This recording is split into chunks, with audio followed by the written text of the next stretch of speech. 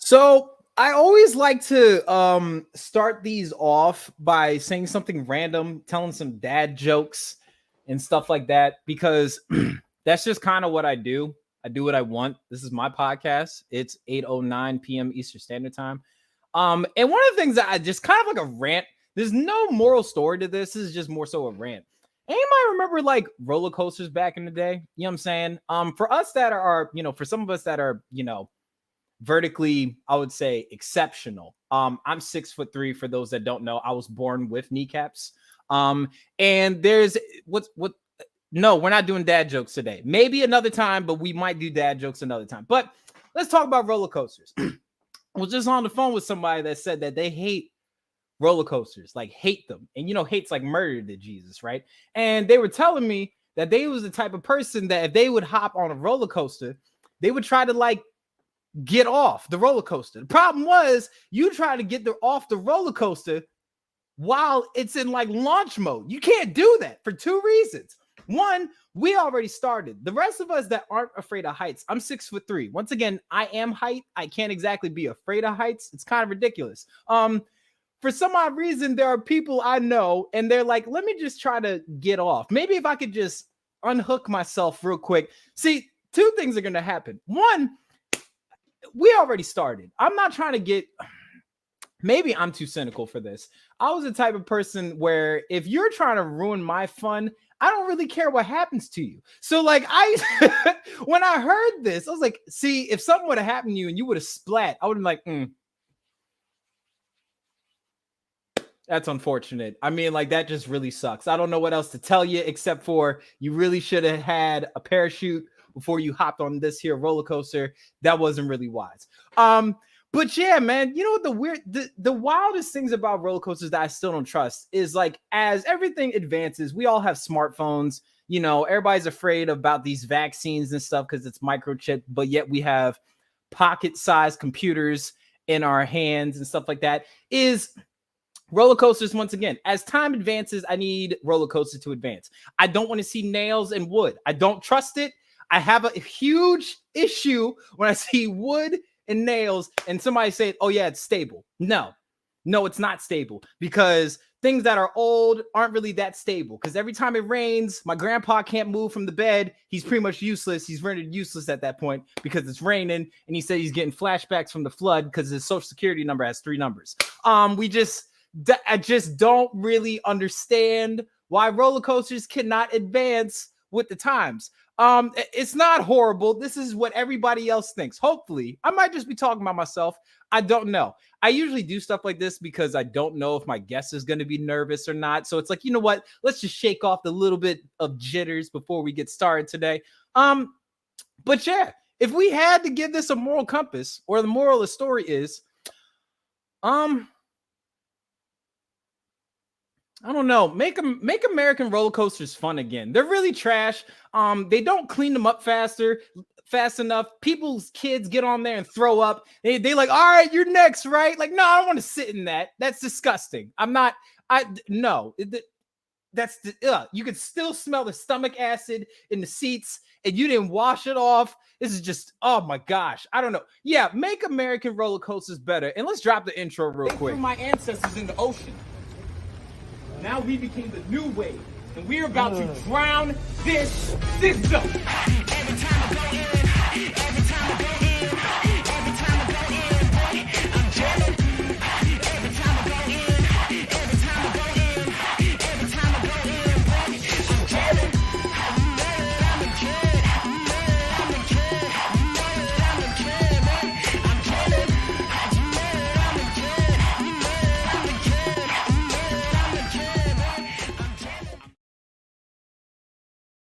Welcome everybody to the Kid Casper podcast. I'm your gracious, beautiful, blessed, beloved, and black host, the kid that they call Casper. The KID in Kid Casper stands for King of Development. I'm that menace with the melanin. Reject me as I am, as long as he's still relevant.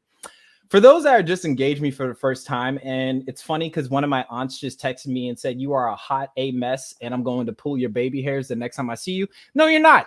And I know you actually are, but you know what? I feel kind of bold on the camera because you live all the way in New York, so you can't threaten me from all the way in Maryland. So yeah, first time engaging me. Hello, I'm the kid that they call Casper. I'm a Christian raptivist. Yes, rapper / activist. I love Jesus. I'm super far from a pacifist. I'm gonna turn my phone on D&D because my aunt keeps texting me and judging me. I don't appreciate that. Graphic designer, clothing apparel owner, ghostthreads.com. That's how we pay the bills. Taco enthusiast. There was something else supposed to mention. Oh yeah. And apparently I'm a rantaholic is what my aunt called me, because even though you can turn your phone off, MacBooks show you your text messages in the top right corner. So I feel kind of judged, but that's okay. This is my safe space. This will be a safe space for my little sister that has come here. I don't actually know if she's younger than me. Black don't crack. So I'm just going to assume that she's younger than me, possibly. But my guest this evening, I heard about her from one of my good friends, one of my big brothers, Michael LeBourne. You know what I'm saying? He was saying that this is a bright young lady. She has tons of insight. This is a community activist, full-time student. Apparently likes Starbucks, high-key judging because she was drinking Starbucks while she was backstage, while we had hot wings and everything else back here. But that's besides the point. Everybody, this is this is my little sister. This is Queen Kaylyn Goode. How you doing today, sis? I was doing well until I was judged for my Starbucks. That's unfortunate. It's unfortunate that you drink Starbucks. Not the part that you were, being judged, but that's good. That's good.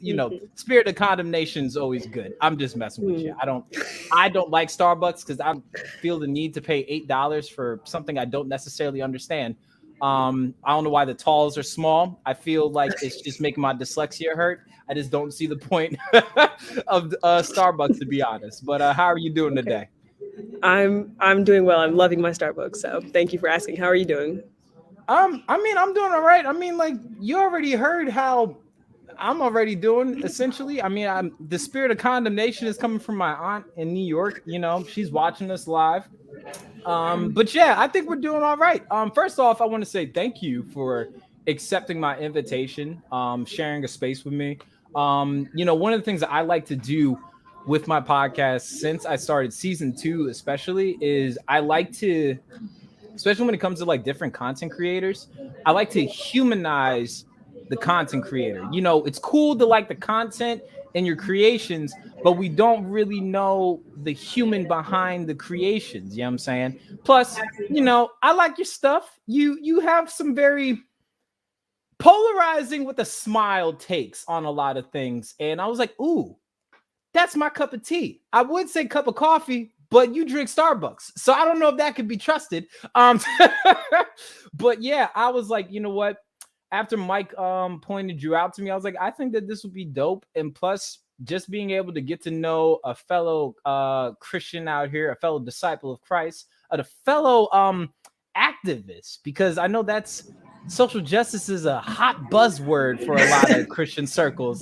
So I think that this would be dope. Hopefully this is fruitful. Hopefully this is insightful to some people. And if not, worst come to worst, I get to yell at people that get nasty with you in my comment section. I have no problem doing that because you know what? You're adopted the minute you show up on here. So if somebody gets disrespectful in the comment section, then I have no problem telling them that they can headbutt a knife. And then we could just say, yeah, don't worry. You're not responsible for any of these things. I'm responsible. You don't have to worry about that. You know what I'm saying? But yeah, so one of the first things I'm going to ask is, because for those that do not, what'd she say? No signal keeps cutting out. Is your signal cutting out or is my signal cutting out? Hopefully it's your signal cutting out. I'm not sure. Then again, we do have a lot of storms. The way it was raining, and you may know what I'm talking about, the way it was raining the other day, I thought that we were going to see 2 of every animal alongside of the road. It was about to get real Old Testament up in here. I was getting nervous. I was thinking because I didn't pay my tithes on Sunday, I didn't go to church on Sunday, that Lord was coming for me and he was sick of me. I don't know. Hopefully his grace is more sufficient than that. But I hope so too. Yeah, right? You know what I'm saying? Yeah. I don't know if you ever drive on 95 or 695, but it just flies sometimes. You gotta be right with the Lord at all times. You know what I'm saying? Yes. Seems fine to me. Stop judging. Anyway, so one of the first things I like to ask you is, as we're sharing the space together, and this is your first time being on the podcast, tell us a little bit about yourself. Who is Kaylyn Goode?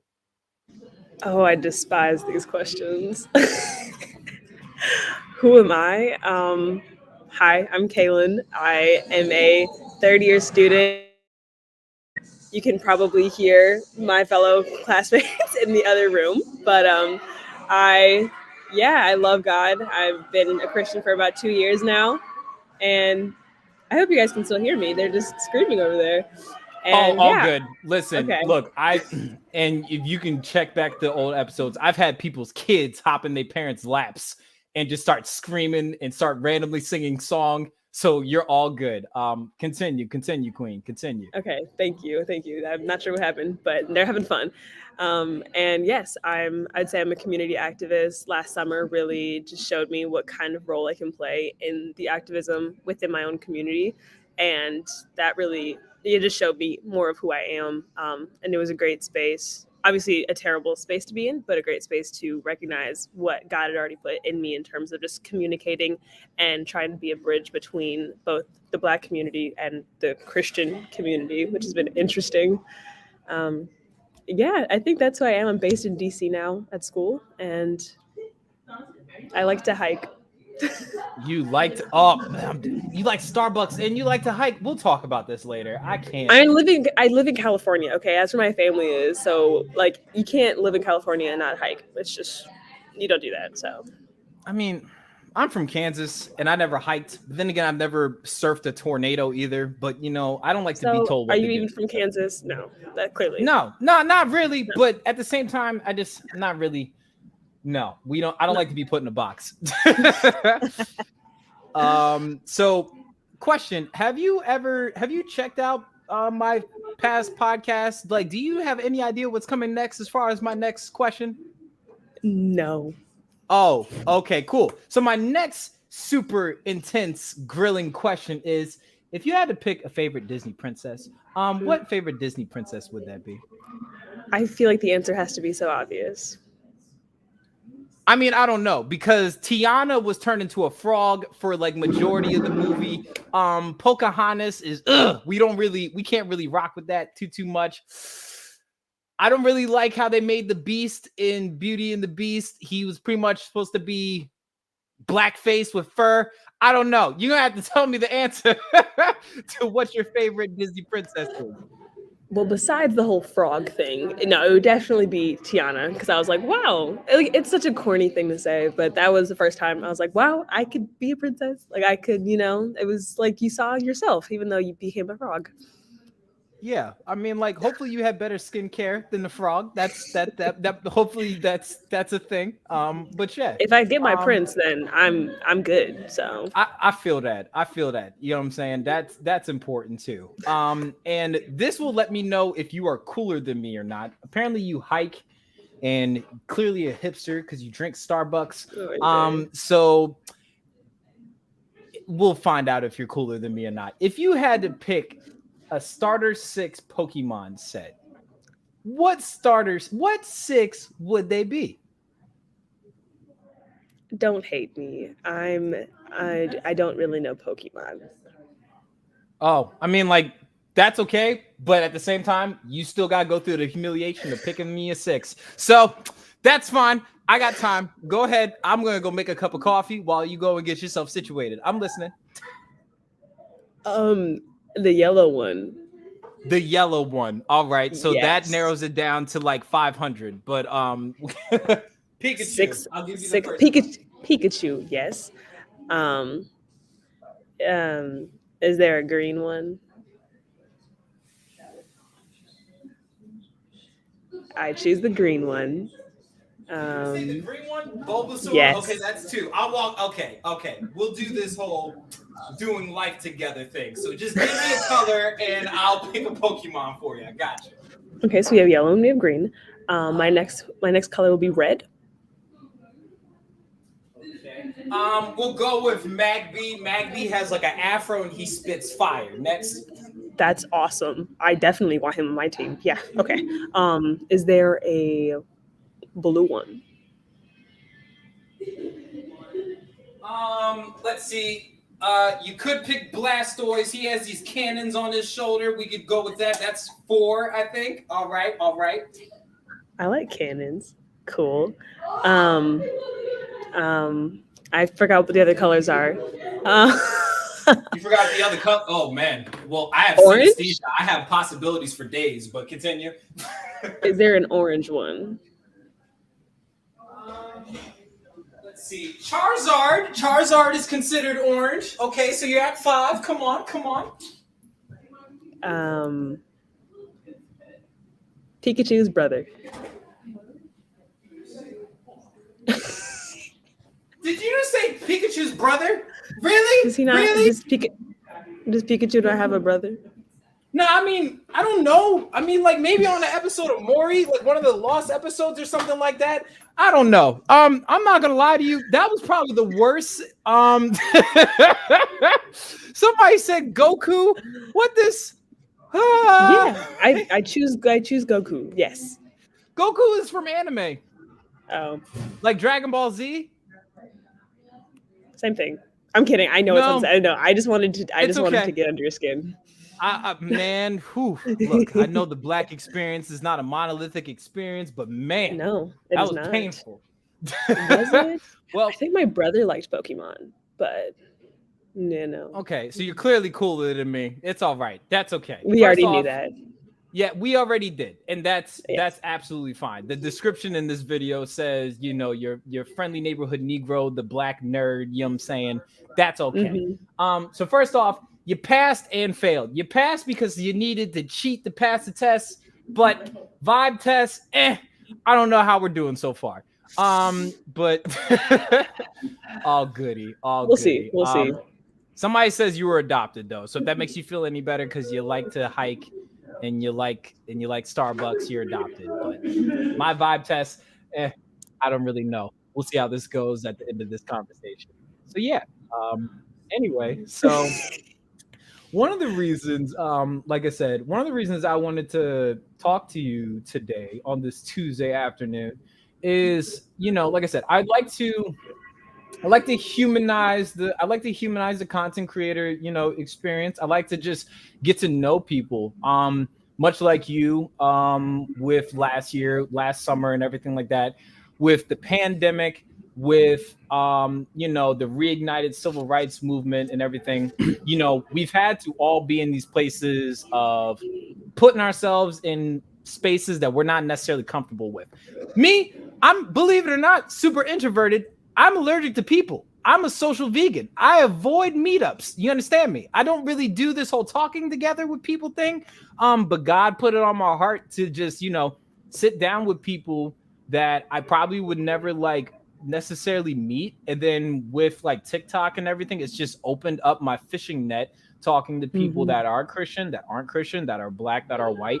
And at the end of the day, just share space with people and have them tell their stories. So for you, I'm just gonna say my young sister, because Black don't crack and we don't age in dog years. Yeah, I said it. It's okay. I already told you. I will take responsibility for every one of my words. You are more than fine. Tell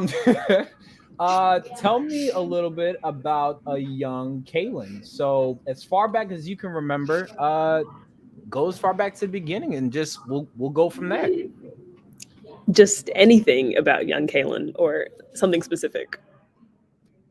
I mean, like, I don't know. I mean, like, you could start off with the first person that broke your heart when you learned how to ride a bike and you felt like your leg needed to be not decapitated, amputated, you know, like as far back as you like to go back. It is completely on you, my sister. Okay. I was born in Jersey. I choked on a chicken bone when I was like a couple weeks old. My parents thought I was going to die, and then they just pulled it out of my throat. And here we are today. And that's me. I'm kidding. Not the whole like you choking part, or like that's how you were born into this world. I had a chicken bone. My parents were trying to teach me how to teeth before I even knew I had gums, and I almost died. That's exactly what happened.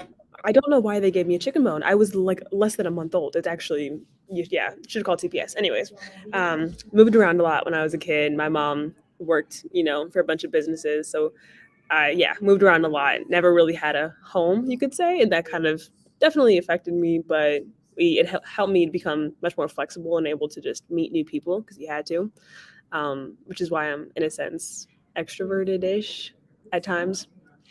Grew up going to church, got baptized when I was like 10. Thought I was going for a dip in the pool, a trip to the spa. Did not know what I was doing, or that's just what you did. You got dunked in a tub of water, and that's all I knew. And then we moved to California when I was 16, I think, and then that's when. So okay, backstory in terms of activism, in a sense. I remember the first time I remember realizing that I was Black. Just random. This one kid, I was in middle school. He goes, "Hey, why do you look like poop?" And I was like, "Oh, that's what we're doing now." Okay, so that's when I realized I'm like, "Oh, I'm not white." So then I go home to my mom and I'm like, "Mom, I'm brown," and she's like, "No, you're Black," and I'm like, "No, I'm brown." And then we went back and forth for like 10 minutes, and I was like, "I am brown," and she was like, "You are Black," and so that was fun. That was a great introduction to race relations. And then How old were realizing, you when this happened? I want to say I was in like 4th grade. So Okay. yeah, between the ages of like 10 and 12. Yeah. Nice. I always ask people, especially when it comes to our community, I always ask people, when did you find out you were Black? And when I ask that question, like, when did you find out you were Black and know like the gravity of what that means? Like getting to unfold the Black experience. So you said that was about 10 for you, I would say. Well, that's when I realized I was Black. But realizing the gravity of that and like the gravity of racism was when Trayvon Martin was murdered, because the idea of somebody taking someone else's life and getting away with it was unfathomable. It didn't make any sense to me. It was like, this is not actually possible. This must not be real life. And then having to talk to my parents after that and be like, no, this is real. Like this is our justice system. This is what it means to be Black in America. And at the time, I lived in Milwaukee, Wisconsin, which is the worst place to grow up Black in America. And it's the highest incarceration rate for Black males, highest or one of the highest like murder rates for Black men. And so that was when I realized that like this being Black means something, and it's not always a good thing. And then it wasn't until I was like, honestly, until I was a freshman in college, where I was like, oh no, there's some cool things about being Black. It's not all bad. But it took me a long time, to be honest. Okay. So I'm trying to think. I'm 27. Trayvon Martin was 2012. So it was about 9 years ago. I'm gonna take a guess with your age. I'm just gonna guess. So you had to be like middle school or some sort. That's after the experience where somebody said you look like poop. You look great, by the way. Talk about what we look great. Just be happy that we don't, age like mulch, like our Yes, other counterparts. I'm thankful for But that. yeah, so you were about middle school, if that makes about sense. As far as like Trayvon Martin. It was Tell around the me a same little time that I was told that I look like poop. It was all around the same time. interesting. Tell me about, and if that's if we can build from there. Talk to me about like what that did to you emotionally, mentally, like because a lot of people that talk about that specific moment in the Earth's history, I would say, it had the paradox of the reaction is super, super complex with everybody. So talk to me about like how that had an effect on you, especially with your, I would say the existence of your Black experience. It was the first time I woke up to the sense that, there are problems. And I guess I could say that realization came later for me than other Black people in general. But that's the first time that I realized that there was something wrong with America, and there was something wrong with the way that people who look like me were treated, especially Black males. when it comes to the hands of law enforcement or wannabe law enforcement. And it never let me forget, if that makes sense. Like from there on, I was building up slowly but surely into, I want to do something to make this different, or like I want to make a change because this is so unlike how it should be. And my parents, they were sad, but they were like used to it in a sense. They were like, this is, yeah, it's bad, but this is what happens. But for me, I'm like 9, or I'm like maybe 11, and I'm like, no, this is not how it should be. Like, y'all are so conditioned to think that racism is normal, but that's not how it's actually supposed to be. And so that it was just really jarring to me that this seemed to be normal. And it's something that I wish it wasn't normal. Obviously, I don't think anyone wishes this was normal, but it made me want to fight for a world in which it's not normal to kill someone and get away with it because of what you look like and what they look like. Gotcha. Now, if I, just for context purposes, like you just said, now, were you saved at this time? Or better yet, I say this because I watched one of your TikToks, and I would love for you to kind of dive deeper into that, for everybody else to understand. When this is happening, were you a Christian at this time, or were you born again at this time? Because I love how you put it in one of your TikToks. You were saying, I called myself a Christian, but did not know necessarily what that meant at the time. Were you, I'll just say this. I always tell people this. I've been sent, but I have not been delivered. Were you still in the developing stages of being a good Christian, or were you, or better to say, born again at this time when you, I guess, like this realization of finding out what it meant to be Black in America? So this was much earlier than when I actually gave my life to Christ. I can say that for the first 18 years of my life, I was a Christian in name only, and I had no idea what it meant. I didn't even know God. Like, I remember talking to my siblings, who are both older than me, and I was like, no, like I don't think God's real because so many bad things happen, and all, the typical reasons why people believe God doesn't exist. And so when all of this was going on, this realization that I'm a Black woman in America, that was much earlier, like long before I was actually a Christian, actually a follower of Christ. Yeah, I get that. And not even that. I was telling one of my guests the other day, especially in America, it's so easy to be a Christian. To be American is to be Christian. To be Thai is to be Buddhist. So it's more of a Western thing to be Christian. But as far as like a personal thing, I can always remember when I was going to church and when I was, I remember when I was walking into church doors, but then I could definitely tell the dichotomy and the difference between when I was walking into my new life. So I definitely understand that. But yeah, so the thing that like I always, which wanted me to talk to you is, I don't think people realize how, I would say, like how tenuous that could be, especially navigated in the spaces that you probably are very familiar with, is growing up being Black, but growing up in the church. Now, I'll tell you a little bit. I'll say what you didn't say about yourself. So I didn't get saved till I was 19. I was going to hell on a scholarship. You understand me? It was bad. I was just, I was going to hell with some gasoline drawers on, majoring and minoring and being it was bad. But I will definitely tell you, I'm serious. But I'll definitely tell you, I was still going to church. My grandmother still would have me go to the church, make us, it was well, I don't want people to know my family doesn't go to church. It's like, I don't think that necessarily matters.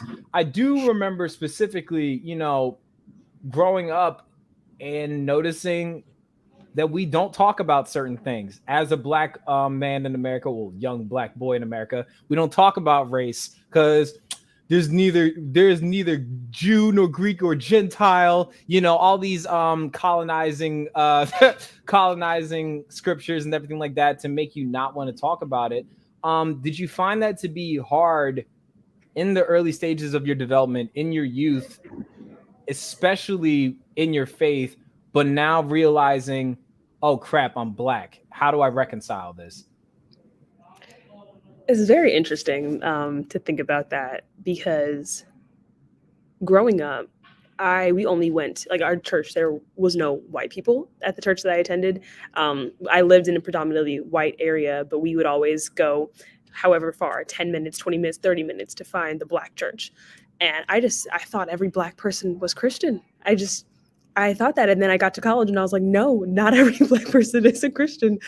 And I can't say that we talked about race, but it seemed like we didn't have to, because we were all Black and we all had the same, in a sense, experience. And yeah, I'll be honest, I didn't really pay attention at church. I thought it was more so a motivational speech. My parents would ask me what I learned and I would tell them one thing. I was like, try hard in school, or just something very trivial like that, because I didn't care and I didn't think it added any value to my life to pay attention in church. I didn't know Jesus. But from what I remember about going to Black churches, we didn't talk about race. We went to one multicultural church in Wisconsin, and they had one, like, a multi-ethnic day where they had different people, like, come do a cultural dance or sing a song representing their culture, and it was beautiful. I was like, this is, in the verse that they always they sing in that song, it's like, people from every nation and tongue. I'm like, this is it. This is people from every nation and tongue. But that's really the only time I can remember even the idea of race or ethnicity or culture coming up in church, which is strange now that I think about it. No, I get it, because it's kind of like I don't know how to describe it. It's kind of like, well, if you're around Black people, you don't really need to call it the Black experience. You just call it the experience. You know what I'm saying? So, like, when you're surrounded by people that look like you and identify with you, you don't need to label it X and O and X and O. It's just living at that point. So I get it. I think, like, the the best way that I want to navigate through this is, after finding out you're Black and then finding out you're Black, in case you forgot. I mean, yeah, that's what it was. But you found out you were Black. I found out. Essentially, yeah. It was like, oh, cool. Gosh, you know what I'm saying? It was, but one of the things that I'm curious about, because just as you just said, it's very easy to, I don't know how to describe it. It's very easy to not nurture your Blackness if it's not something that's you have to be cognizant about all the time. Was that very hard for you, as far as, I would say, like, taking not even so much pride, but like having like that, you know what I'm saying? Like, I'm Black. This comes with this, and this. This comes with a certain boldness in this and this area. Loving yourself for your Blackness. Did you ever struggle with that, especially navigating through these evangelical spaces? I definitely struggled with being Black. I wouldn't necessarily say it was in an evangelical space, but just going to predominantly white schools, being the only Black girl. You could talk about this for hours, I feel like. I could. I won't, but I could. Being the only Black girl on my volleyball team, being the only Black girl on the track team, which, shocking, I know. Being there was 4 Black kids in my grade, I think, and I grew up thinking I was ugly. Clearly, that is not true. I know, but I grew up thinking I was ugly, and I grew up thinking that I was just so inadequate because I didn't look like every other girl in my class. I didn't have the long, luxurious hair that you could just whip around like this. I didn't have that. My hair was like a nub. It was terrible. Tried to straighten it. Still wasn't working the way theirs did. And it honestly took until I got to college. That's honestly where I started to enjoy being Black and appreciate my Blackness as not a curse, but something that's beautiful. And it's unfortunate that it took me so long, but I think it took a lot of other people so long as well. I was talking to my sister about it, how we were raised in our home to love our Blackness. Like, my mom gave us books that were just about how beautiful your Black hair is, how beautiful your Black skin is, how beautiful your Black ancestry is. But then you go out into the world and you're told you're ugly, or you're shown that you're ugly, because none of the guys want to date you. None of them even look at you. everyone's just complimenting this one aesthetic that it's impossible for you to reach. And that's just the culture we're living in, which is like almost shifting now in a sense with social media and people wanting a tan and have bigger body parts. So I can't even keep up.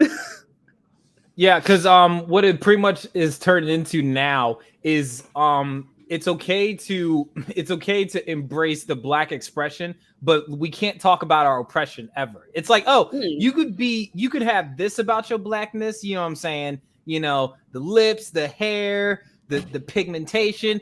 We don't want to hear about the insecurities you have. We don't want to hear about the microaggressions you may face. All that. If you could just keep that to yourself, that'd be great. Which is, it's one of those, like, if you want our rhythm, you got to take our blues too. So it's definitely a bit frustrating, but you know, the marathon continues on that goes. So you said that you stepped into this place where you started loving yourself in your Blackness, where you've like built this confidence. What was it for you that said, you know what?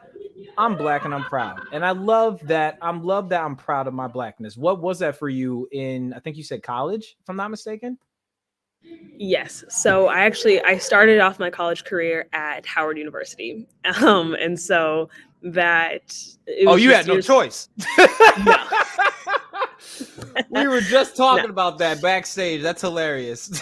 You have no choice. And so that's, you know, I really started good. I think this would be good. Talk a little. I need you to dive deep on that, because for those that don't know what Howard is probably one of the biggest Black institutions, if not in the state of Maryland, one of the most well-known Black institutions in America. I need you to take your time with this.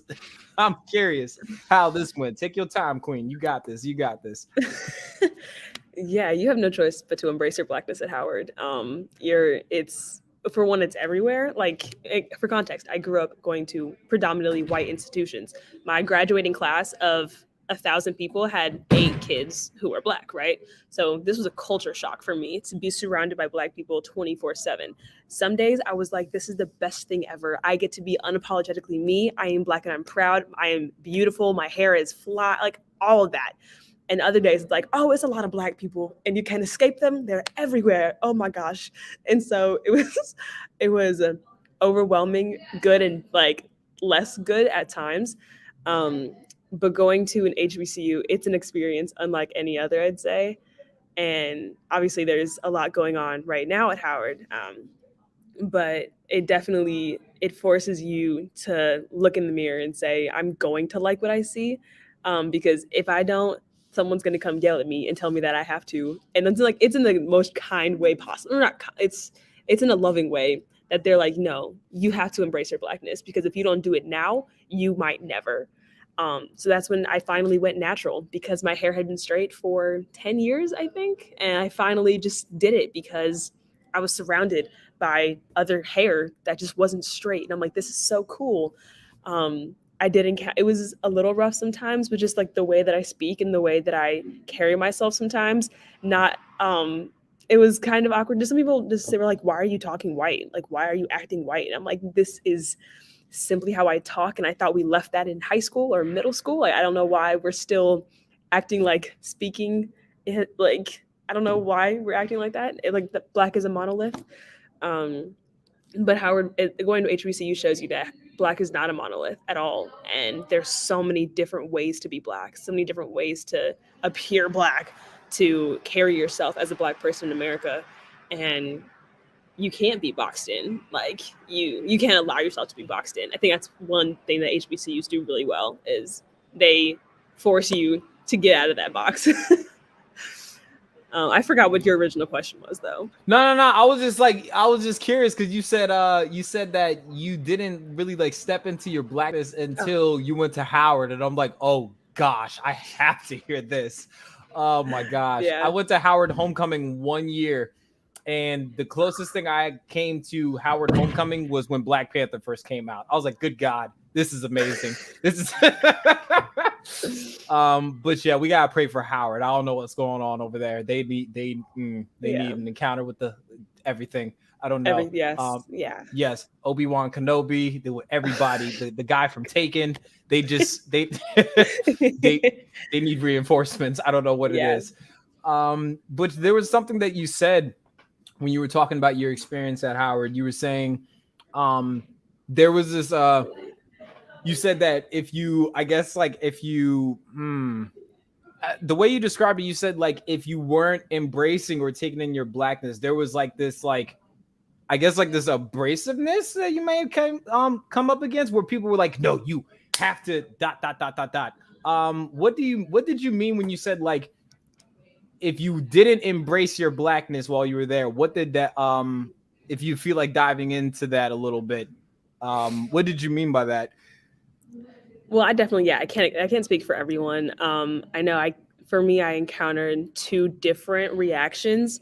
For the one was, well, why do you talk white? Why do you act white? Why do you think you're better? Like just random things like that, where it was, I can say that going to an HBCU, it shows you that you don't have to be in a box, but sometimes it feels like you are being put in a box, just like by some of your classmates. Like, no, like this is what being Black looks like. But in the general population's like, no, like there are so many different ways to be Black. And on the other hand, like on the very positive side, when you were feeling like you didn't want to embrace your Blackness and you didn't love yourself for being Black, I remember so many times where there was some random woman and she would be like, you look so good. Like the way that people would hype you up and they don't even know you, they just know that like you're a Black woman, you need to pick me up. And we oftentimes can only have each other, and we don't have the rest of the world picking us up. The rest of the world is literally tearing us down, especially Black women. And so there were times where I would just be like walking around and I would get so many compliments. I wasn't even looking good. I swear I wasn't looking good. And they would just like tell me something positive. So like Affirmation. Some affirmation of any kind. Your outfit looks good. You look good. Your skin looks good. Your hair looks good. You did really good in this thing. Because it's like, if we don't support each other, literally no one else will. And so I experienced both sides of that coin. Like you need to be this version of Black, or be the Black you want to be, but love who you are. So it was a very interesting, Howard's an interesting place. Yeah, like I said, one of the weekends I'll never forget, and I'm so happy I went there as a Christian. Oh my goodness. But you said something that I thought that was super important. I think just not specifically for the context and conversation when we're talking about in our Blackness, but how important is it, especially when we're just operating in and out of these spaces, to receive and accept affirmation? I don't think, just like as you said, there's a lot of moments where you could be like, I'm just not feeling it today. I'm just feeling like crap. But then you need somebody to, come by and pretty much pep you up. Talk about the importance of not only, especially as a Black woman in society, taking in affirmation, how important that is and necessary for us in our development. But talk about that also to the Black experience while growing up in a white world, the need and necessity of affirmation. Oh, yes. They're necessary. I remember there was some trend on TikTok where you thought about cute things that you do for no reason, like you pump gas only at this gas station because your dad told you to, or something like that. And my friend Dominique, awesome woman of God right there, and she said, I always compliment little Black girls so that way they know that they are beautiful. And then that reminded me of like something I do is I always compliment a Black girl's hair. And I know there's always a comment on Black women's hair. I understand that. But I grew up to hate my hair because I thought that I couldn't be beautiful with my natural hair. And if I had received more of that affirmation, not just in the home, but in the world, I think it would have played a whole lot of a difference in me growing up to not hate my hair, to not hate my skin. But then I had friends they wanted to bleach their skin because that's how much we felt like we could not be beautiful. We could not survive in a white world. And so affirmations, even the ones where it's like, oh yeah, you look good, or like that was such an intelligent thing you just said, or like you offer so much value to my life, like just anything, just building someone up in any way it's so necessary, because it's so easy to tear yourself down, because you can tear yourself down, then the world can tear you down, the enemy can tear you down, and then it's like, what are you left with? And that's why I do believe that like a spiritual gift I have is exhortation, because I really love building people up. I think it's probably because I don't feel like I experienced that enough growing up, but I just love showing people like, no, you have so much value. You look good, yes, but you have so much value, and you're so necessary, even when it doesn't feel like it, even when everyone else is telling you that you don't. Because if you're not able to be affirmed and you're not being affirmed, then you might not see a reason to keep going, but there's always a reason to keep going.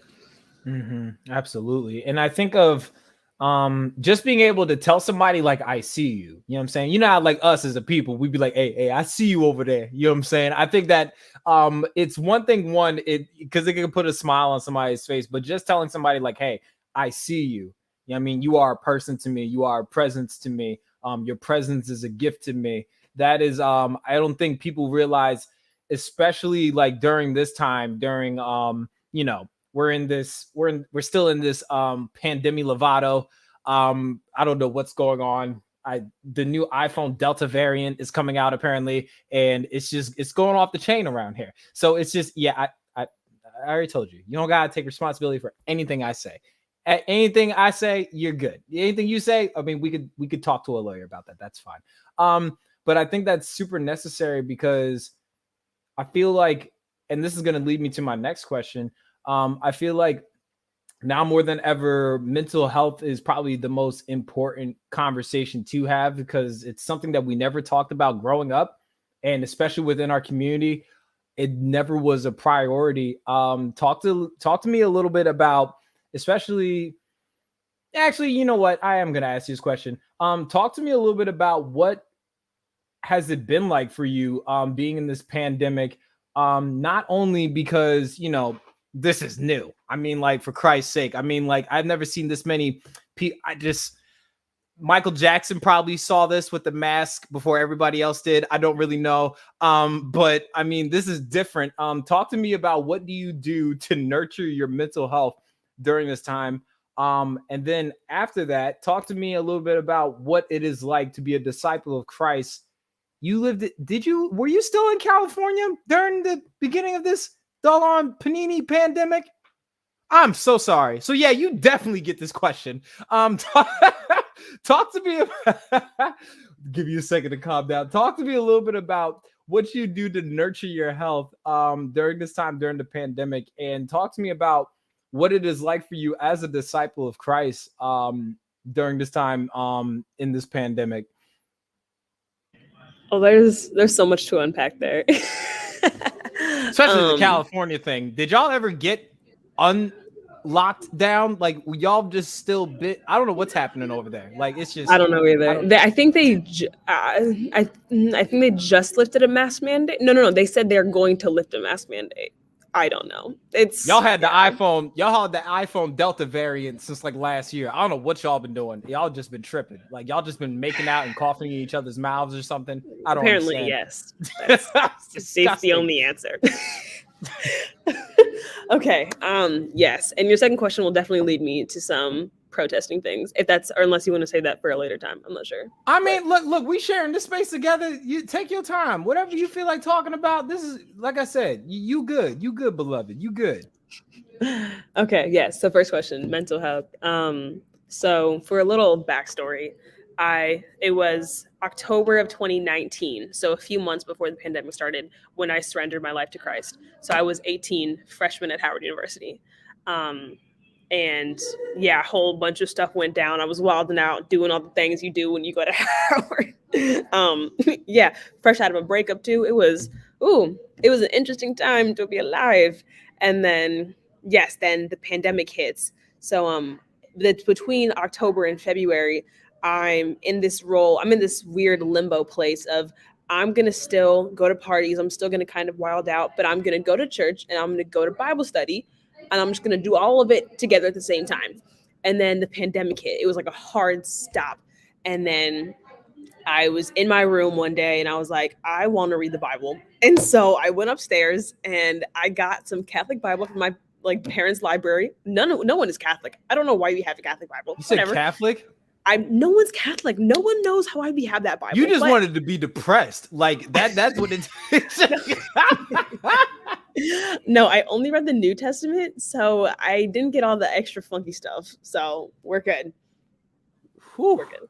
Anyways, I'm praying for you as you're telling the story, but go ahead.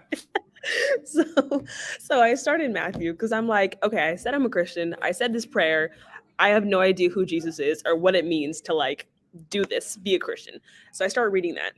I can say with the utmost certainty that if I was not in a relationship with Jesus Christ when this pandemic happened, my mental health would be in the ground. No, underneath. In hell. Like it would be so far terribly gone. And I can say just spent using the time to really learn about God and grow in God and grow in who God says I am, grow in my knowledge of his word, grow in community. Even though it was virtual community, I was able to meet people and have people who were like praying for me and things like that.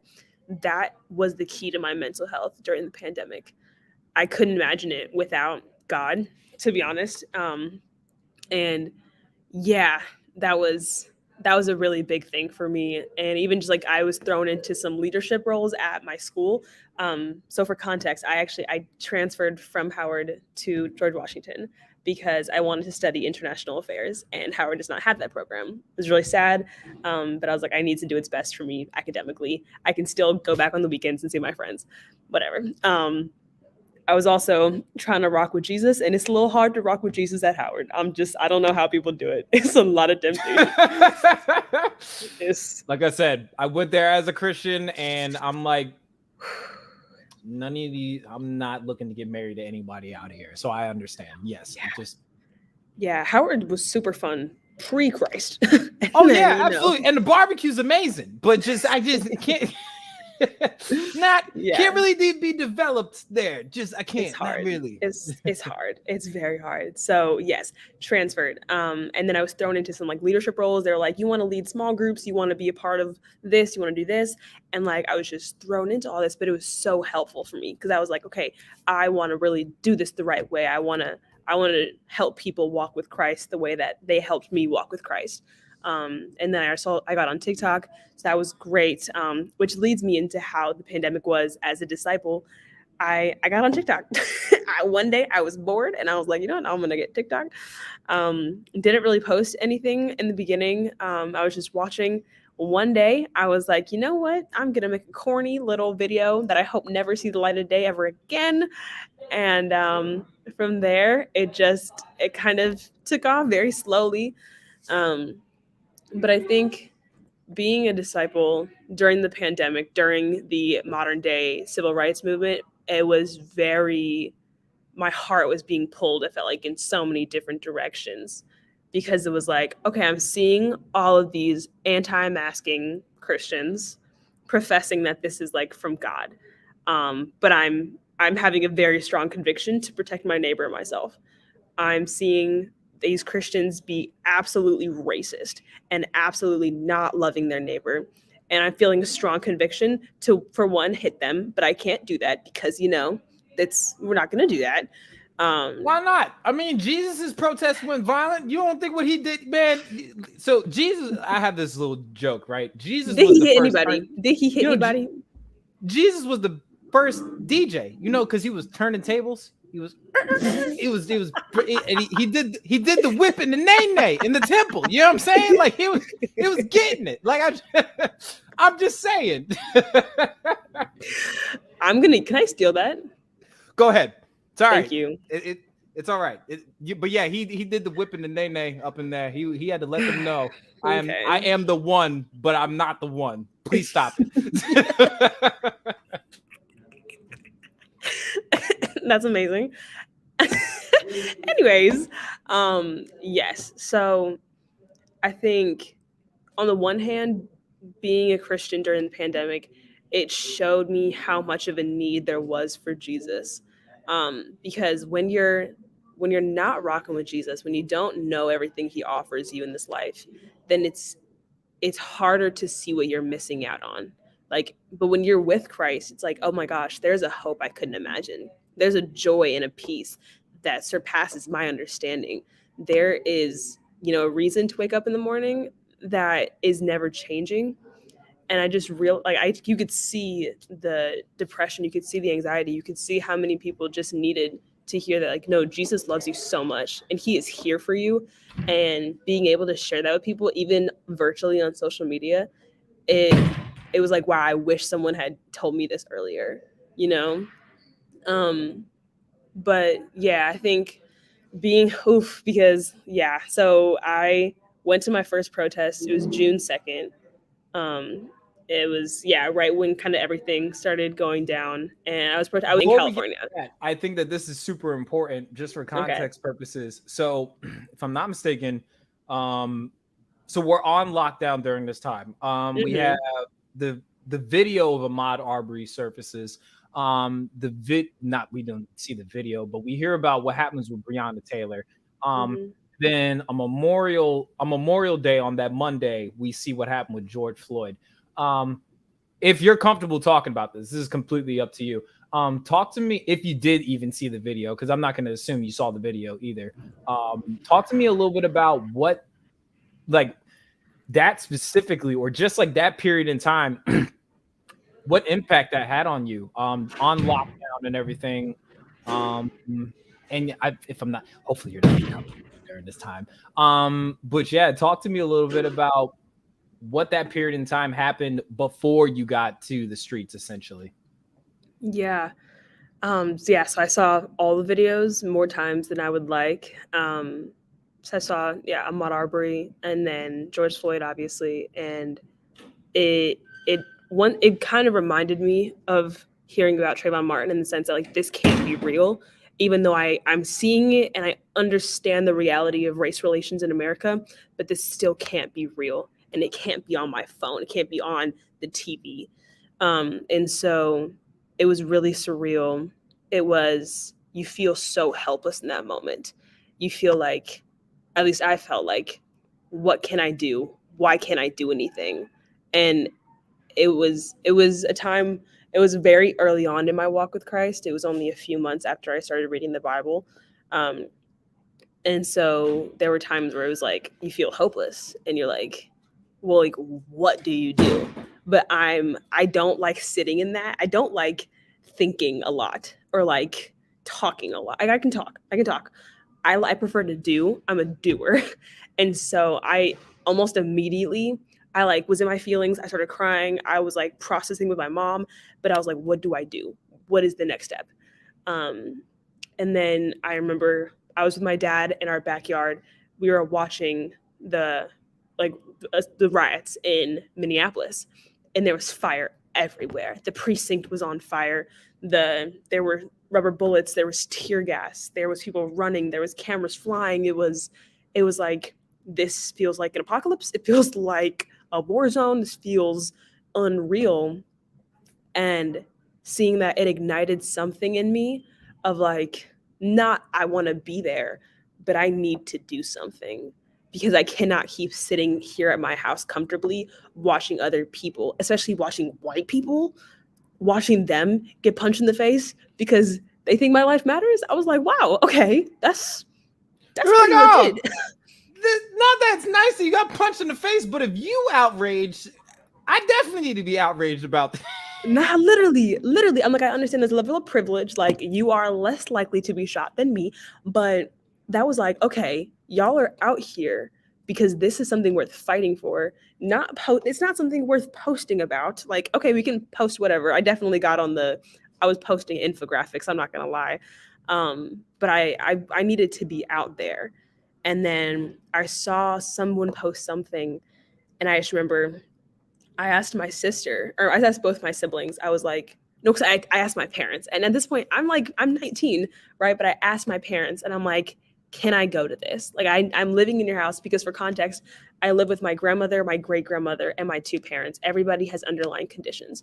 I was in lockdown for a large part of the pandemic because we had to be very COVID cautious. So I was like, can I go to this protest? I know it's dangerous physically. I know it's dangerous like via coronavirus, but like this is something I'm feeling very called to. And they said, if one of your siblings will go, then we'll let you go. And so I text both my siblings.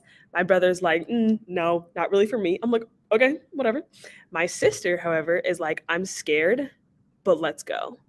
And so we went June 2nd. I was in Walnut Creek, California, and it was like 2,000 people there, Black, brown, Asian, white.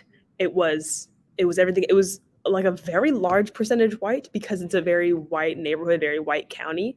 But it was even cooler almost just because like you're not directly affected by this, but you know this matters. And then we heard the story of Miles Hall, who I don't know if you can see, he's like my background here. Everyone thinks it's Drake. And I'm like, it's such an awkward thing to say. It's actually not Drake, but it was a man who was murdered by the police in Walnut Creek, California, a year before all this was happening. And just hearing his story and hearing the voice crack in his mom's voice as she was telling the story about her watching her son be killed by the police during a mental health crisis, it made me want to not stop because my brother was the same age that Miles Hall was when he was killed. And my brother lives in the same city. My brother likes to go on runs. It's like, I'm feeling very personal to this story. And it's like, I cannot sit back when, what if this is my brother? What if this is my sister? What if this is my dad? And so after the first protest, I was like, I told my sister, I'm like, I don't know if you want to go to another one. I'm going to another one. I'll go by myself. And so I ended up going to some by myself. And I was like, I need to be here. I need to be in these streets. I don't even know, honestly, how many protests I went to. But then I started organizing. I started speaking at, I think, my third or fourth protest I attended. I gave a speech. Then I gave another one. And you started snapping at people? I need to find this. Everybody who is watching, a part of the Black Sheep community, please find me footage. I need this because I've seen your TikToks. You never find that. No. Huh? No, because I've seen your TikToks. I'm like, this girl's spicy. I need. Continue. My bad. I completely interrupted you. I apologize. My bad. I understand. I understand. Oh man, but but I think that's funny though. Like when I say not funny, but I think that's interesting. What was it for you? So a little backstory on me. I'm an activist by trade, I would say. I raised awareness. I, just like you, as a graphic designer, infographics, you need like flyers with statistics and stuff. I'm your guy. That's the one. Once again, I don't like people. So this pandemic was fine for me. I was like, get away from me. Before COVID, I was like, you need 10 feet away from me, or you 6 feet in the dirt. I don't really like people. So with this pandemic though, I felt just like you. I felt this compulsion to hit the streets essentially. What was it for you? You said that it took like 2 or 3 times. Were you feeling convicted from God the first 2 protests? And he was like, didn't I give you something to say? And you finally spoke to it? Or what was it for you that made you want to speak? That's a great question. I think the first protest I spoke at, it was near my high school. So it was in the area that I was very familiar with. And I think I had words to say the first couple of protests, the things that I would write down, something I posted on Instagram with my whole long spiel. But I think I was comfortable. I was in a setting where I was like, I know that I can speak, because for context, my senior year of high school, I was a rally leader. And so me and 4 other guys, we would like lead the rallies and we would speak in front of the entire school. So a part of me felt like, okay, I can do this, especially I know the environment that I'm in. And they said, does anybody want to speak? And I was like, I know these white people. I went to school with some of these white people. I've seen these white people at the movie theater, at the grocery store, at the food market. I know them, and they need to hear this because I know they don't understand, but I think I can help them understand a little bit more. And so it was the It was them knowing you, so the familiarity was like, if you guys won't accept this from me, there's no way you're going to be able to accept this truth, my truth, from somebody else that looks like me. I gotcha. Yes. Yeah, it was, yes, but essentially that was, yes. And then after I did it the first time, I was like, oh, I can do it again. And there was another protest in the town where I live, and I was like, okay, I can do this. And I think that's when I started to realize, like, I had things to say. And it was shocking because people wanted to listen. And people came up to me afterwards and was like, oh, what you said was very insightful. And I was like, what? I was like, I was just kind of ranting. I was just yelling. I didn't think people actually were like, listening. Oh, you liked what I had to say. I was just kind of, I was on my literal soapbox, but no, literally. I'm like, this is just thoughts that were just not processed. And I was like, but then they liked it. And I was like, okay. And then, so yeah, this was pretty early on in my walk with God. But then as I started to protest more, and as I was gaining sort of a platform within the protesting in the East Bay, I was like, God, that's when God started to convict me about, like, you can talk about me, and like, you can bring this back, because this is all related. Like, he was like, I'm a God of justice. Like, this is who I am, literally. So it's like, that's when I started to realize. Did you? I love you. Oh my goodness. She said, "I'm." Yo did the okay. You really went to Howard. You did go to Howard for like a. Yes, she said. It just happened. It just happened. It was your ancestors. It just jumped out of you when you did that. That's hilarious. Oh my gosh. But I think there's something I am curious about this. Because I think people don't really understand, and I know you can be able to speak to this. Like I said, many spicy takes, refreshing for me, probably exposes the fragility in everybody else. That's fine. I didn't think it was that spicy, which is so interesting. No, I don't think you're that. It was, yes, she said it was in that voice. It was in that voice. You know what I'm saying? But so there was a moment, which is funny. So like when I first started hitting the streets, I immediately was like, my God is a God of justice. And I'm not going to be out here without talking about, like, I can tell all you white people I'm pissed off because I'm black and y'all are white, and I know what that means. But if I don't talk to you about the very thing that gives me hope, then everything I'm doing out here is for nothing, essentially. So one, I would love to hear what that was like for you when you start feeling this conviction to talk about God in the public square, because like I said, our life is supposed to be lived out in public. And depending on how your response is, I might have a follow-up question, how that may have been digested for our fairer skinned counterparts. But go ahead, my sister.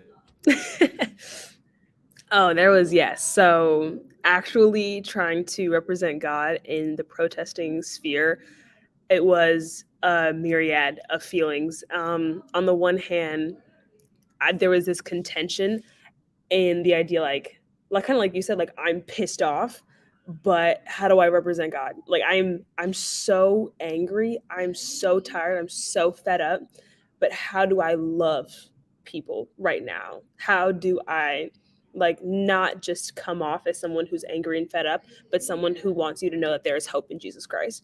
And so that was like something that I really struggled with, like in the beginning of this journey of protesting and loving God.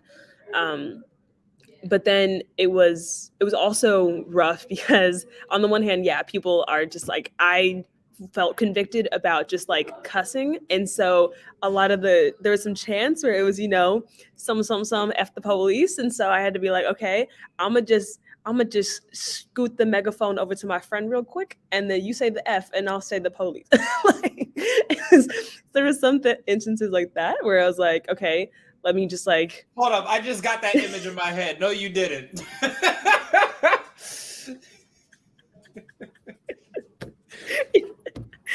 I did. Girl, can you My parents don't let me cuss. Can you? Okay. They understood. They were very understanding. It was, but they understood the assignment. they understood Continue. the assignment, truly. And then just realizing how there was such a lack of God in these protesting circles. Not to say that in any prideful way or anything like that, but just like there weren't a lot of Christians because, you know, Christians think that Black Lives Matter is the devil and the Antichrist, whatever, not my business. But there were people who had experienced severe church hurt that I was protesting with, people in the LGBTQ plus community who have been told for their entire life that they're going to hell and that God hates them. People who just have this severe dislike and almost hatred towards both Christianity and Christians. And now I'm in this space and it's like my first instinct, because I was relatively a baby Christian, and I was like, okay, let me tell you the gospel. But then I had to backtrack and be like, I don't need to preach at you right now. I need to love you because you're loving me. Say it. Hold on, girl. Man, you about to make me kick my. Hold on. I'm about to kick my shoe off. I need you to say it. There's somebody in the back of the church. Let me kick my Adidas off real quick. Somebody in the back of the church is sleeping, scratching their butt, and yawning. I'm gonna throw this at them. I need you to repeat that because they ain't hear that. Can you say that one more again, please? You said you ain't need to preach them. You need to what? I didn't need to preach at them. I needed to love them. Because they had loved me. And it was. Yes, so I had to take a step back from wanting to be that Christian who just tells you what is right, what is wrong, whatever I believe to be right and wrong, and instead just like be kind and instead do the things that Jesus asks us to do the things the Bible says. You think that Christians can tell you what to do the right way but not be doing it the right way? Interesting. Huh. I never knew Christians could do that. Oh my gosh. Shocker, I know. Who would have thunk? Yes. And so at first it was jarring because it was like, how do I navigate this space actually trying to be an ambassador for Christ, actually like not being ashamed of my love for God. But then it was like, no, this is where I'm supposed to be. This is like the place God put me in to be a light to those who have only been put in the darkness by his own people. And just trying to love them in the midst of all of this was like, but it was easy to love them, especially because they were already showing me so much love. Like, so for context, there were a lot of angry people when we were protesting. I'm sure you're very aware of that. And like, they were trying to hit us with their pickup trucks. I got hit a few times. Nothing severe. It was like a little tap, but it was just the ballsiness of it. Like, you really gonna tap me? Like, you really don't care that much? But after like the first couple times I got hit, they would surround me and they'd be like, no, you need to get in the middle because we're not gonna let you get hit anymore. And they physically put their body on the line for me. And like the individualized like love, it was so easy for me to love them. And it was so easy for me to be like, I don't want to preach at you right now. I want to just show you love. I want you to see Christ through my actions and not through the words that I say, because the words that I say don't mean anything if I'm not backing it up with actions. Say that. One of the things and I always take it back to this quote I heard on Shine FM. You know who Jackie Hill Perry is by chance? Love her, yes. Okay, so Jackie Hill Perry has this quote. I guess it was like she like exhorted this word or something at this hall she preached at, and she said, you'll never truly learn to know the love of God until you learn to love unlovable people. And it didn't click for me until I hit the streets. And I was like, because, you know, and you probably know this, like, you know, in your very short-lived term as a Christian, we stay to ourselves a lot. I'm only going to hang out with people that know all these Hillsong songs. You know what I'm saying? Where we know what note we got to clap on when them certain songs come on. But we don't talk to anybody outside of these walls. We don't talk to anybody that doesn't identify with the God we identify with. But we don't even realize how much of a hindrance that is to our faith. Me personally, and I'll add, it sounds like just from what you're telling me, it's the same for you. I didn't become a better disciple of Christ until I hit the streets, because just like you, brokenness comes in all forms. I was out there with society's version of unlovable, or not capable of being loved. What it sounds like for you, you were like, this is what it means to be the hands and feet of Jesus. Being being in the midst of everybody like this. That's beautiful, for real. Trust me, I understand. Like that, the way you just described it, I was like, wow, that whew. But yeah, you would definitely say that you became a better disciple once, I would say, like being in the midst with these people in these spaces. Definitely. Yes. Yeah. Yes. Whew. Yes. And it's like, it's challenging in the best ways. And nothing prepares you, I guess, for protesting, but also nothing prepares you really to walk this life with Christ. But it was like being thrown there and actually doing what Jesus calls you to do, even though you're not being supported by any other Christians, really. It doesn't feel like it, at least. Like you're being condemned by your brothers and sisters in Christ, but you're like, I fully believe this is something I'm called to do by Jesus. And I'm serving like my neighbor. I'm loving my neighbor. I am doing justice. I am loving the oppressed and doing justice for the oppressed. And so it's such that like, it felt such like an in-between two worlds, because I wasn't necessarily being supported by the church. And then people I protest with weren't loving the fact that I was a Christian, but we still made it work. Cause like we're fighting for justice and we're here in this space. And yeah, it was a great way to stand strong in my convictions of what I believe as a Christian, as someone who loves God and wants to obey his word, but not sacrificing love while I'm trying to be obedient, because you're not supposed to sacrifice either one of those, if that makes sense. And one thing I would love for you to talk about, because I know what it was like for me. The minute one of the main reasons I wanted to hit the streets, one, you guessed it, I'm Black. Got me there. So, but another thing was like, I was seeing like everything just like you were, like seeing everything that was happening on the news. I'm just like, I feel like I have to do something.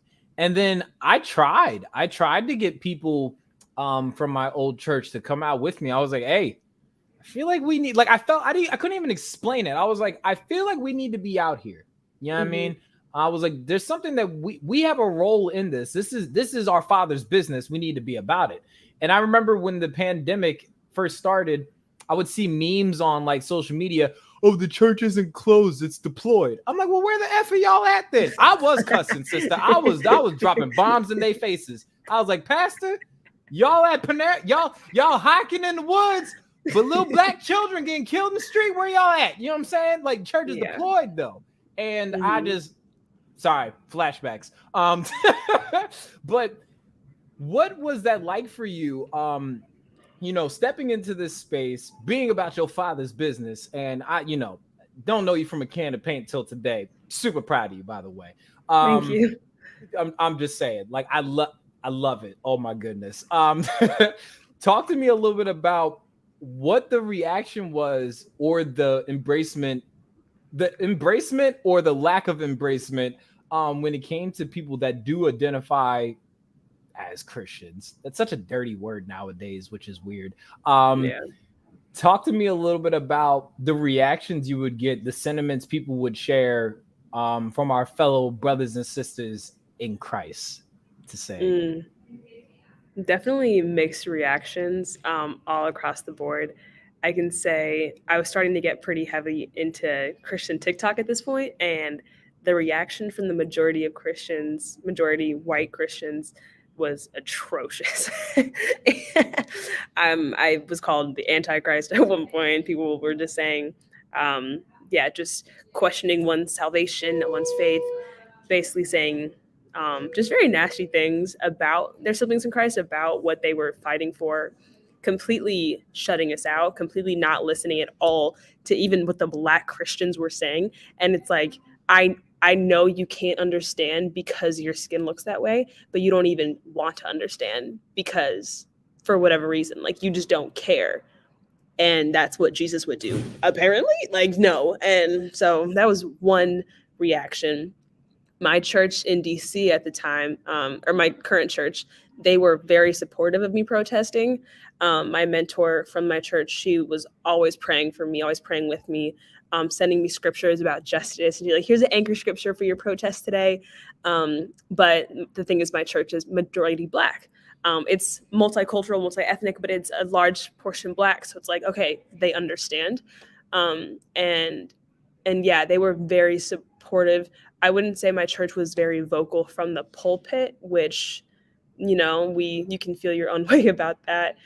But the fact that they were still really supportive of their people protesting, and they were like, just remember what you're doing this for, who you're doing this for.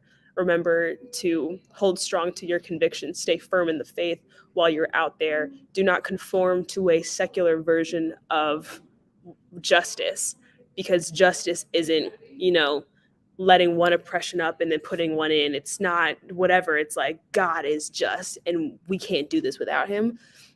So I had people in my life who are Christian who were very supportive. But I would say many more Christians were very not supportive. And like whenever I would post a video about being Black or about social justice or about how we shouldn't say the N-word as Christians, people were coming at me saying I was sensitive or I was soft or I shouldn't make it a race thing. I shouldn't bring race up. We're all children of God. We don't see color. God doesn't see color. That's a lie. God does see color, and that is okay. Like, you better say that. It was a very especially like the time, like June and July, it was really hard to be on TikTok. Because as soon as you posted something that wasn't about Black Lives Matter, I had Black people being like, oh, you don't care? You're not with the movement? And then as soon as I did post, it was the white Christians coming for me like, oh, okay, so do you even love Jesus? Because this is a demon-possessed movement. And I was like, I really wanted to cuss. I really did. Oh, see, because you're so wet behind the ears as a Christian, just let me know, hey, big bro, there's some people. Can you? Oh, absolutely. Yeah, I got no problem. Let me at them.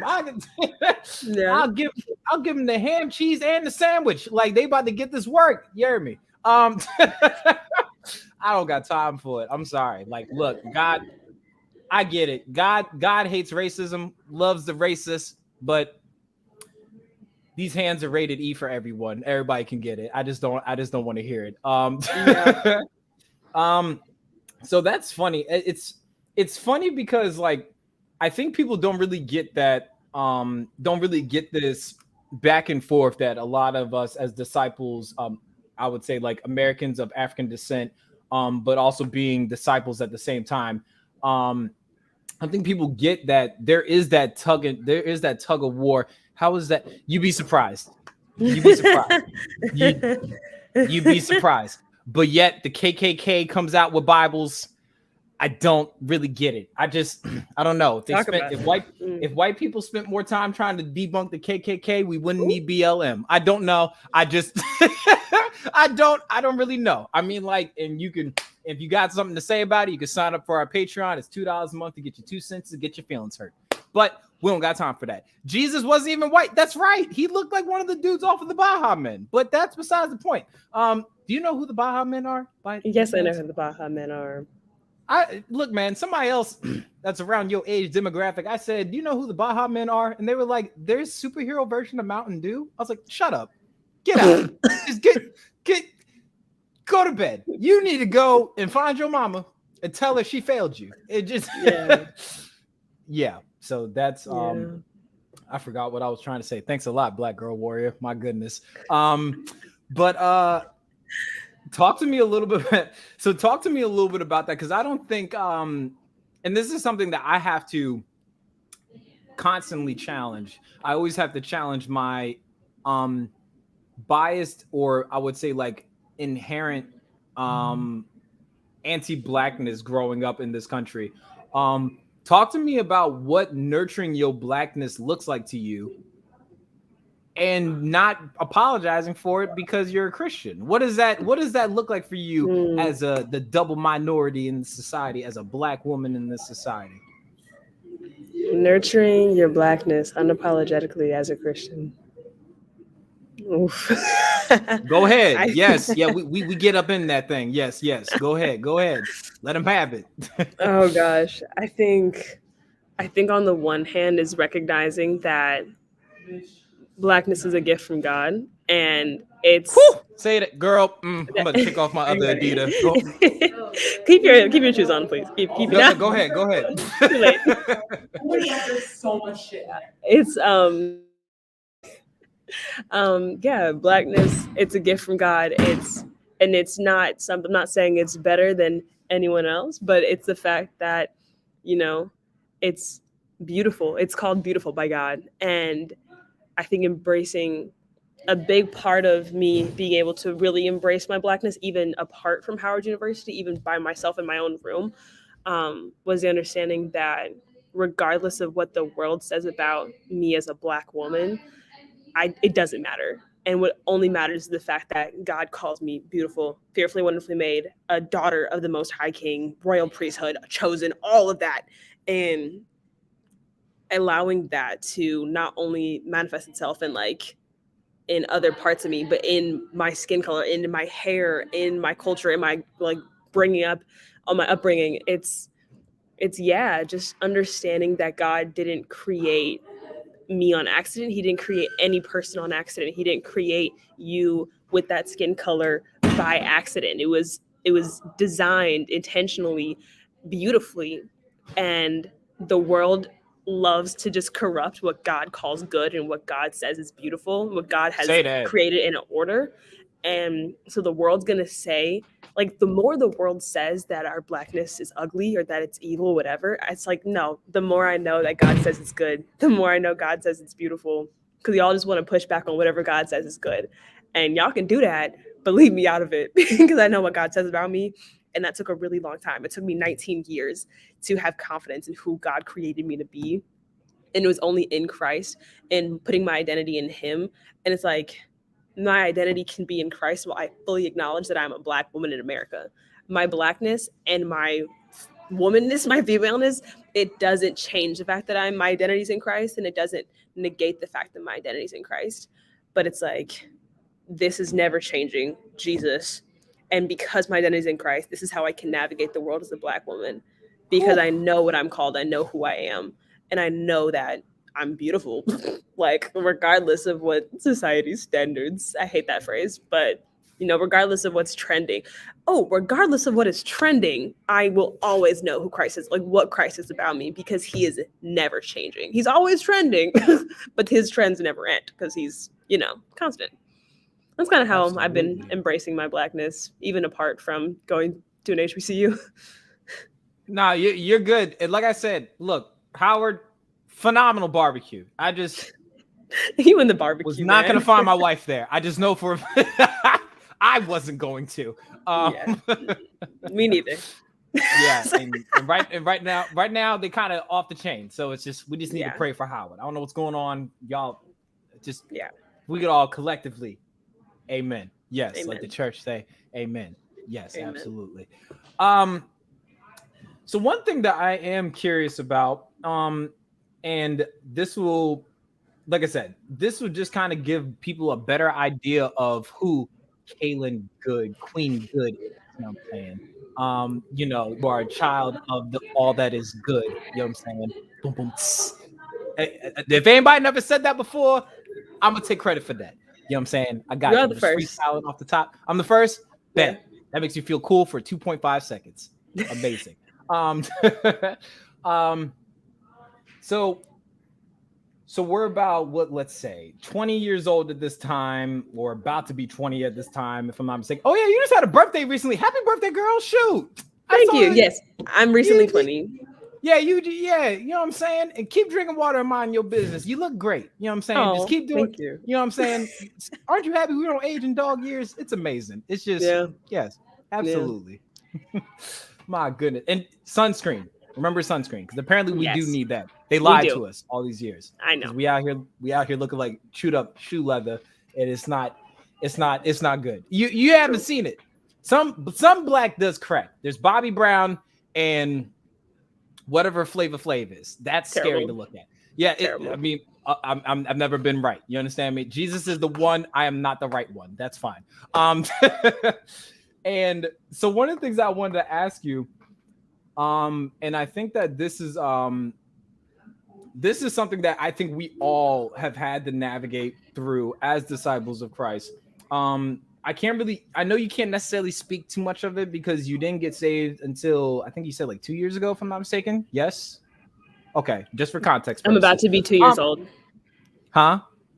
I'm about to be 2 years old. Girl, I say that all the time. I'm like, I got saved at 19. I'm like, girl, I'm 8. I can't be held responsible for what comes out of my mouth. Shoot. Look, it was 19 years of being a hot mess. It takes a minute.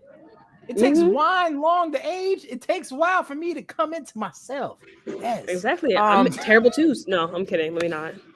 Yeah, let's. Oh, no.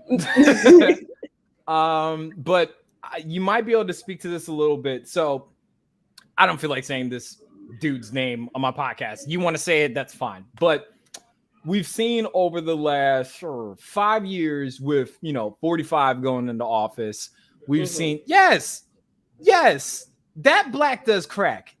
We gotta stop acting like it doesn't crack. It does crack. It earthquake cracks. You know what I'm saying? My sister's from California. She can speak to it. Cracks like the black top outside. It's scary to look at. Good Lord. So over the last 5 years, we've seen what happens. I'll say it like this.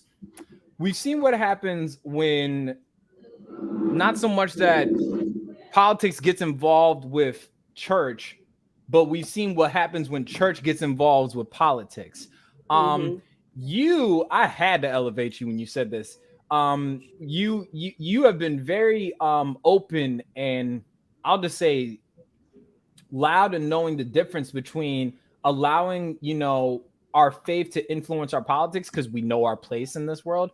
But can you speak to if you do have any gripes or grief about it, how weird it is to see, I would say like the gospel get hijacked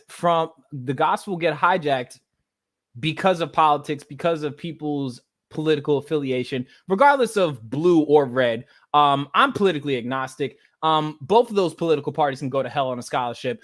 I don't really care because they both played a role in slavery and they all get checks from the same government buildings. So that's just me. But can you talk to a little bit about what it's like for you to see, I would say, like the gospel be hijacked by politics? Can you speak to that a little bit? Well, it's obviously been happening for a long time. I think he can definitively be traced back to Reagan. I definitely was learning about Reagan. Oh yeah, absolutely. So that's a whole nother thing. We don't have time. We need a whole week to talk about that.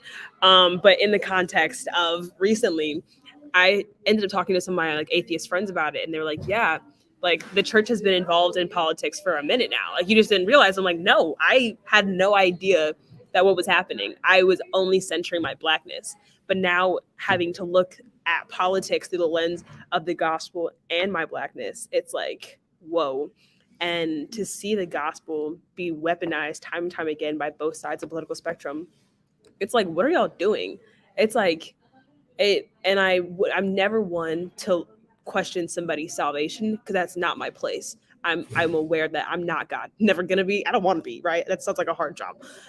But the fact that one can take the gospel, apparently know the gospel, know the word of God, know God, and then just use it completely out of context to support whatever they think is right in this secular lens, it's disheartening. It's disgusting. It breaks my heart, truly, because I know people who aren't even looking in the way of Christianity solely because of the way they think you have to be a Republican to love God. And that's so not what Jesus was about. Like, if you would just read Matthew, you would see that he was so not about politics. He was so not into that. He was about justice. He was about, love and truth and hope, but he was not about blue versus red. Frankly, I don't think he would like any blue or red, like any of it, truly. Oh, And Jesus it's was an just- abolitionist. I already told you. Whipping the name, my sister. He was up in that temple, flipping tables. That's all I gotta say. Exactly. Yes. And it's weird to see how normal it is. I think because I didn't grow up very religious and my parents didn't talk a lot about politics or like religion in a sense.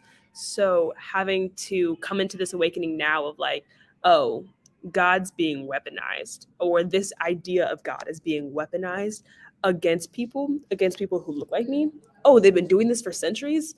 Oh, they did this during slavery. Oh, and how it's just so normal for some people, especially white evangelical Christians, because it's like that's all they know is that, you know, if you're Christian, you vote this way.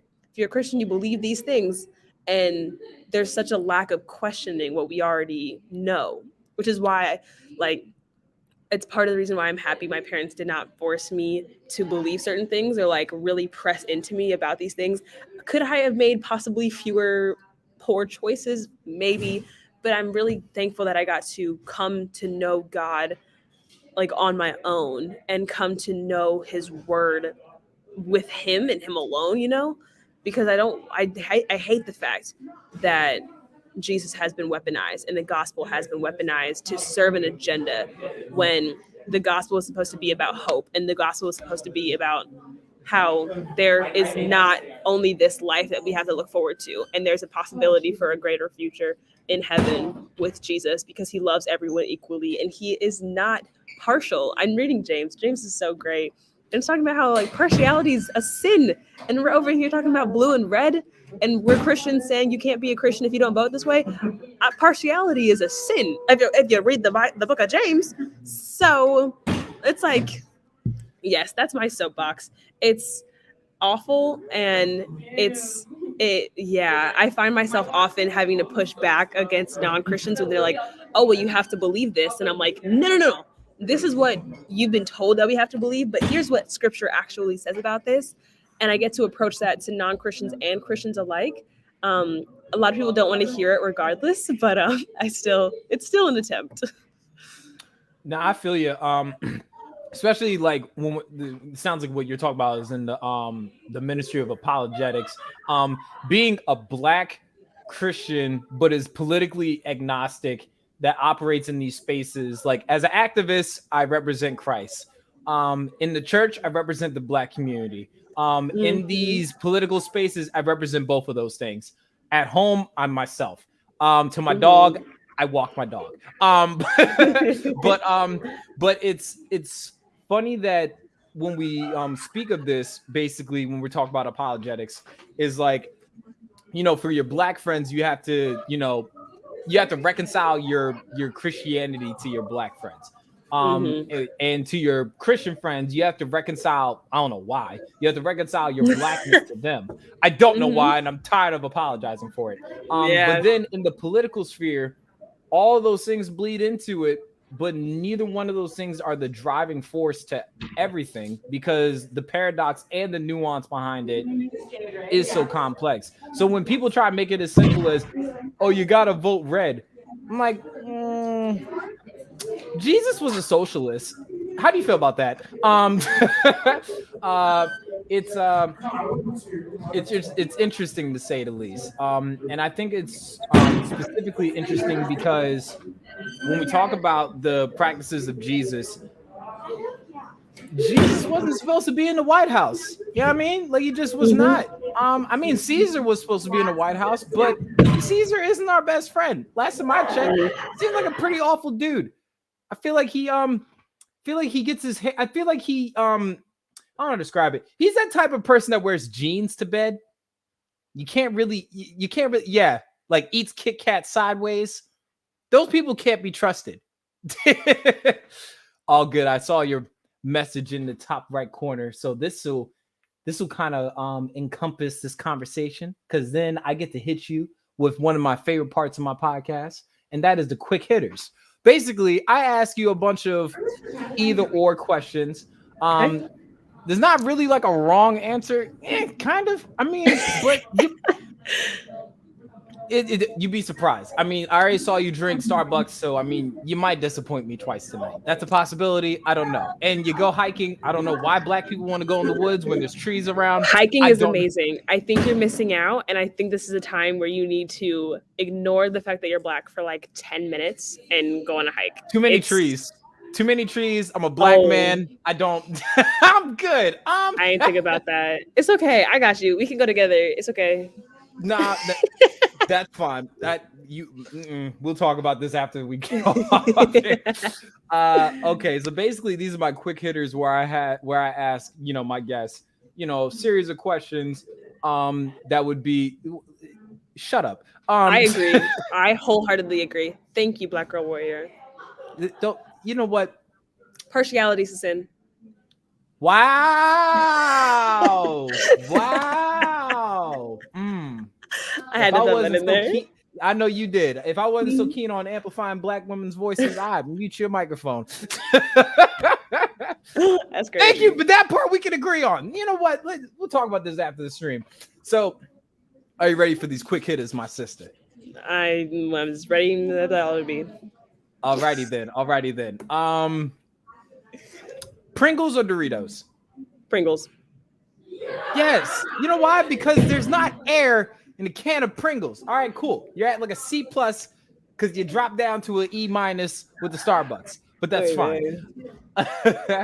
Starbucks or Skittles? Not Starbucks. Starburst or Skittles? You got me jacked up with the dog on Starbucks. I was like, how are they similar? I don't know.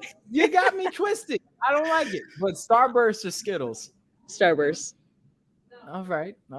Not necessarily a wrong answer with that one. You know what I'm saying? She can't. Yes, she can. You didn't see her backstage drinking the devil's coffee. You didn't see it. I did. $4 for a cup of small coffee. It was Black $5. Coffee. Huh? It was $5 $5. It was for a large cup of coffee? This is a large. It was $5. Calm down. Thank you.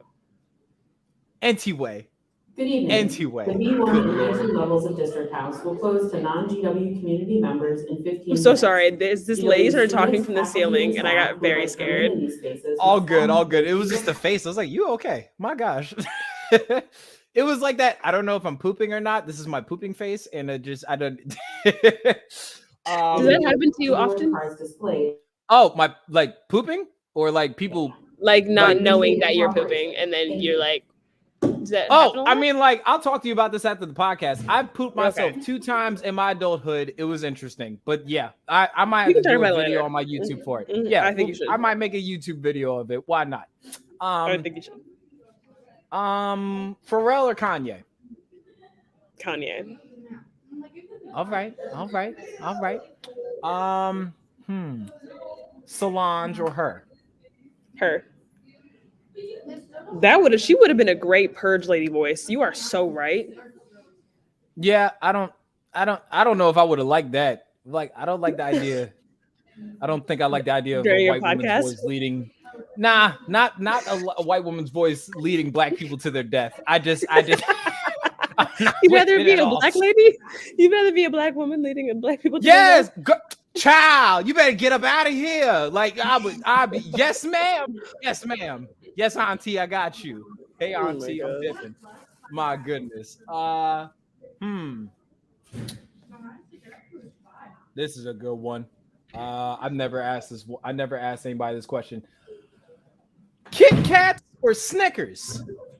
Kit Kat.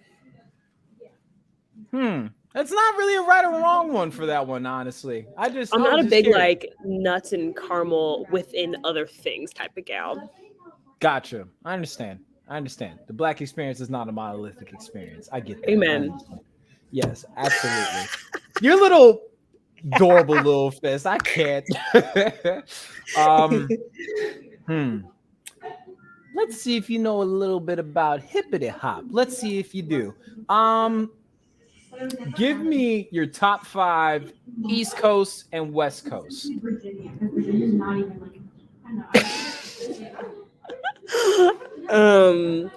Okay. A Boogie. I love A Boogie. I love A Boogie so much. That's East I'm pretty sure he's from the East Coast. I He's from New believe York. so, and they don't have to be in order either. Like whoever you list Okay. first is in number 1, and whoever you list last on either coast is in like 1 through 5. So you're good. Okay, I love A Boogie. I'm not gonna lie. At Howard, I heard Pop Smoke so many times. I started to really like Pop Smoke, so I'm gonna throw Pop Smoke up there. Who else? Man, I forgot who I listened to. I might have to pass on the rest of them. Wow. I know. I haven't really listened to hip hop or rap that much in a while. You remind me of somebody else I know. It's kind of weird. It's really, really weird. All right, so I'll let you pass on this one. And considering the fact that you're only 20, you don't really. It's okay. But you picked her over Solange, so you know a little something. I love her. Oh, her has my heart. Yes, she. I don't know. It's like you hear the slavery in her voice, but at the same time, it gives you confidence. I don't know what it is. Facts. Facts. Yeah. Still love her though. Yeah, she's amazing. You know what I'm saying? Yes. She's good with us. Absolutely. Second time. It was terrible. That was just terrible. The first one was much better.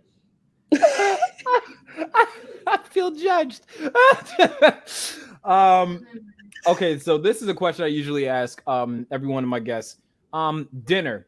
5 people at this dinner table with you, dead or alive. Who are you having dinner with? I thought you were going to say, what did I want? And I said steak. But I have to rethink my answer now. You can have steak at this dinner. Girl, you could have steak at this dinner. You could have Pop Rocks at this dinner. That's completely up to you. Whoever you want to have Pop Rocks and steak with this dinner, that's all I'm curious about. Not the Pop Rocks. Okay. Who do I want? I like my grandma there. I didn't really know her a lot when I was growing up, and she passed away when I was younger. But she worked with the Black Panthers and did a lot of like voting for Black women in Illinois. She sounds awesome. I'd love to talk to her. Who else do I want at this dinner? I want Harriet Tubman, which I'm not sure why, but I want to be like, how was that? Is that tiring? It seemed like a lot of work. Yeah, I'd like to talk to Harriet. Especially as a Black woman fleeing from slavery, but also having epilepsy. You know what I'm saying? Like people forget that part. Yeah, just like going back, I would have been like, see you, but like that's just it's so commendable. I talked to Nelson Mandela. I want to hear about all of that, all of it. Like watching movies about him, it's not enough. Who else would I want to talk to? That's a great question. I would like to talk to my great grandma when she was younger, because I feel like my great grandma, or at least when she was more with it up here. She's 96, so she's not completely with it. But she lived through World War II, Civil Rights Movement, Vietnam, like all of it. She was born in 1925. So I would love to pick her brain just about the evolution of America, especially being a Black woman in Detroit. So that would be, I think is that 4 people now? I need a 5th person. Yes, Jesus. Yeah. Great. There would be, what one question would be for Jesus at my dinner table? What? What did you say to that tree that you cussed out? Because he cussed out a tree, right? I remember that with the figs, right? Yes. What did he say to that tree? This is very true. This is very true. The sinner in me needs to know, like, what did you say that set somebody to flames? My gosh. Like, and my last question, if you could see anybody on the Kid Casper podcast, who would it be? But your answer has to be somebody you can basically help get on here, essentially.